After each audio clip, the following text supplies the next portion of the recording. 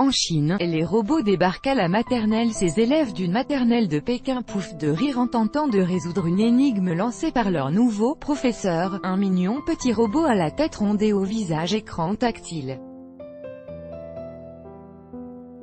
De 60 cm, l'assistant d'enseignement autonome Kiko est déjà utilisé dans 600 écoles maternelles de Chine.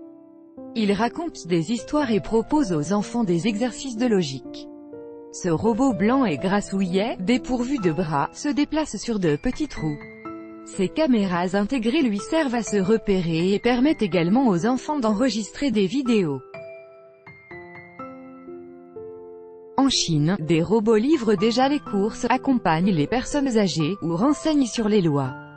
Les concepteurs de la firme Kiko, eux, rêvent de généraliser leurs assistants d'éducation dans les salles de classe. À l'école maternelle Yiswind, dans la banlieue de Pékin, les enfants écoutent religieusement le petit professeur androïde raconter, d'une voix enfantine, l'histoire d'un prince perdu dans le désert. Leur tâche, reconstituer avec des tapis de sol le chemin emprunté par le personnage du conte et affiché sur l'écran du robot. À chaque bonne réponse, Kiko réagit avec enthousiasme, en faisant clignoter sur son visage des yeux en forme de cœur rouge. Chirurgien et batteur, l'éducation d'aujourd'hui n'est plus à sens unique, avec un professeur qui enseigne et des élèves qui apprennent, déclare à l'AFP Candy Cheung, qui forme à l'utilisation de Kiko dans les écoles. Avec sa tête et son corps tout rond, ce robot est vraiment mignon. Quand les enfants le voient, ils l'adoptent pratiquement immédiatement, explique cette ancienne institutrice. L'éducatrice Candy Cheung présente le robot Kiko dans une maternelle chinoise, le 30 juillet 2018. Copyright AFP, Greg Baker. Au-delà des maternelles chinoises, le fabricant des robots Kiko espère bien placer ses produits dans d'autres pays d'Asie. Pékin investit désormais massivement dans l'intelligence artificielle dans le cadre de son programme « Fabriqué en Chine 2025 » visant à développer l'industrie des hautes technologies. Selon la Fédération internationale de robotique, la Chine est déjà le pays au monde qui utilise le plus de robots industriels, 340 000 sont déployés dans ses usines. Le marché chinois des robots de service, des équipements médicaux aux aspirateurs automatiques, représentait 1,32 milliard de dollars, 910 millions d'euros, l'an passé. Il devrait grimper à 4,9 milliards d'ici à 2022, selon le cabinet pékinois Research in China. Pékin vient d'accueillir une conférence internationale de robotique.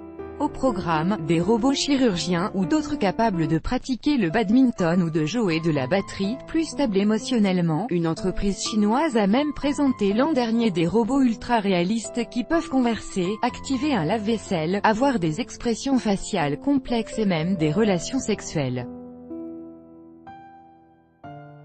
Des enfants de l'école maternelle Yiswind en Chine découvrent le robot Kiko, le 30 juillet 2018. Copyright AFP, Greg Baker. Basé sur l'intelligence artificielle, le robot éducatif chinois Ipal, haut comme un enfant de 5 ans et dévoilé cette année, suit les pas de Pepper, le petit androïde commercialisé depuis 2015 par la firme japonaise SoftBank Robotics, ex-Aldébaran, mais 11e Yi, la directrice de l'école maternelle où sont testés les robots, estime qu'il faudra encore longtemps avant que les robots ne remplacent les professeurs en chair et en os. Pour enseigner, vous devez être capable d'interagir, d'apporter une touche humaine, un contact visuel, des expressions faciales. C'est tout cela, l'éducation, estime-t-elle. Ce n'est pas juste une histoire de langue ou de contenu. Les robots Kiko, d'un coût unitaire de 10 000 yuan, 1280 €, soit environ le salaire mensuel d'un enseignant de maternelle, ne sont toutefois pas dénués d'avantages, estime Madame 11e.